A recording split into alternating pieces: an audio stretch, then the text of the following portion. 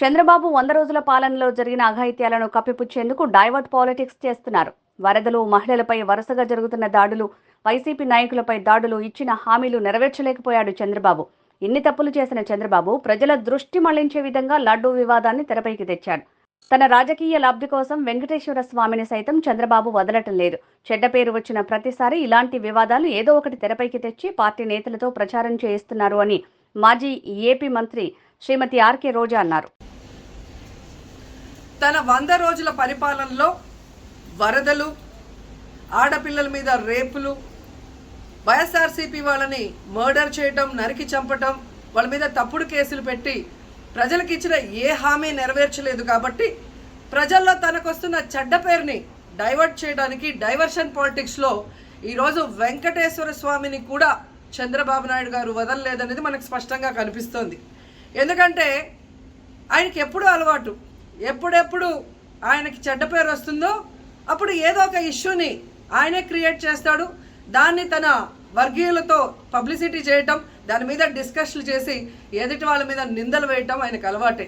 కానీ ఈరోజు మీరు చూస్తే సాక్షాత్తు టీటీడీలో తిరుమల లడ్డూ మీద ఇంత దిగజారుడుతనంగా చంద్రబాబు నాయుడు గారు మాట్లాడతారని ఎవరు ఎక్స్పెక్ట్ చేయలేదు.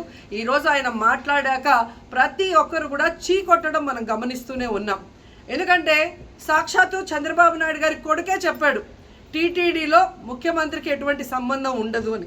అలాంటప్పుడు జగన్మోహన్ రెడ్డి గారు ఏదో దగ్గరుండి తిరుపతి లడ్డూలో యానిమల్ ఫ్యాట్ని మిక్స్ చేయించినట్టుగా ఆయన ఈరోజు ఆరోపించడం ఎంతవరకు సబబని నేను అడుగుతున్నాను.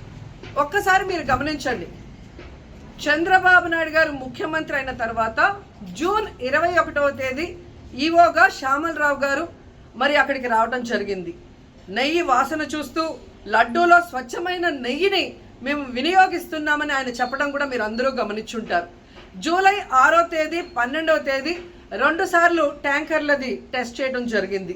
అందులో వెజిటబుల్ ఫ్యాట్ మిక్స్ అయింది కాబట్టి దాన్ని రిజెక్ట్ చేశాము, దాన్ని వాడలేదు అని శ్యామలరావు గారు చెప్పడం మనం అందరం కూడా గమనించాం.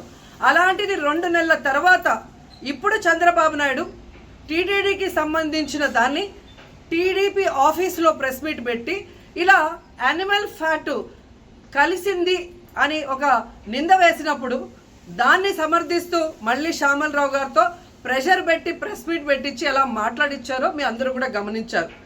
సాక్షాత్తు నారా లోకేష్ గారే చెప్పారు టీటీడీతో ముఖ్యమంత్రికి సంబంధం లేదు అని. అలాంటప్పుడు జగన్ గారి మీద ఎలా నిందలేస్తారని నేను అడుగుతున్నా.